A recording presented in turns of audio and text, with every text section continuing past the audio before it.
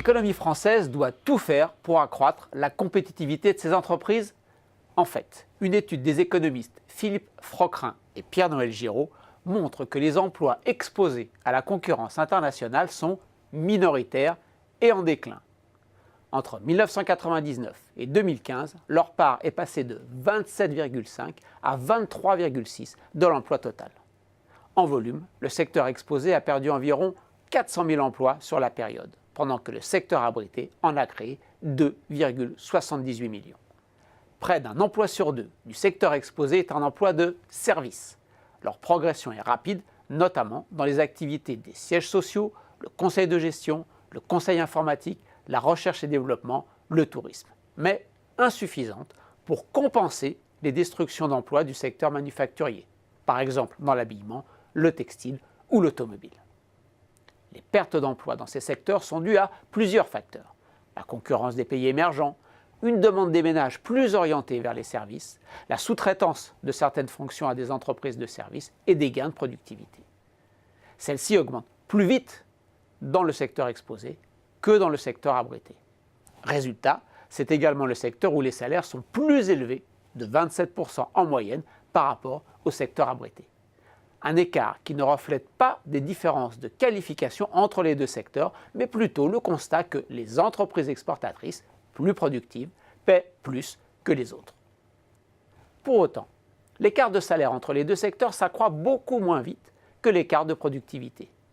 Pour ne pas perdre leurs salariés, les entreprises du secteur abrité sont obligées de suivre les augmentations de salaire du secteur exposé.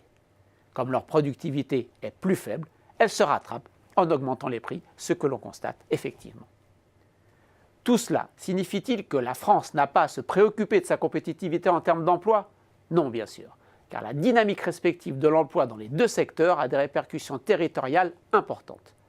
La baisse de l'emploi manufacturier touche beaucoup d'économies locales. C'est l'un des nouveaux résultats importants des études économiques actuelles que de montrer que si, globalement, la mondialisation est responsable de peu de pertes d'emplois dans les pays du Nord, les effets locaux peuvent être très importants. De manière plus positive, les auteurs montrent que la création d'emplois exposés dans un territoire encourage la création d'emplois abrités.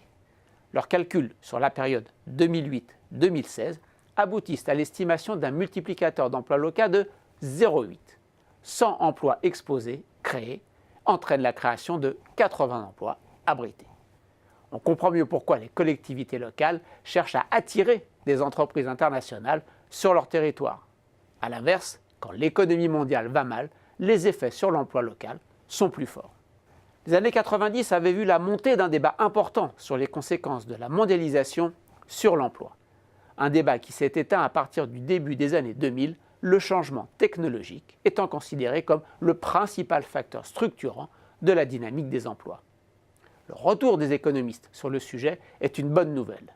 Mesurer les impacts, en particulier locaux, de la mondialisation permet de disposer d'un bilan précis et de mettre en œuvre les politiques publiques nécessaires pour maximiser les effets bénéfiques et contrecarrer les effets négatifs sur les territoires. Une obligation en ces temps de montée des populismes et de tentation de fermeture des frontières.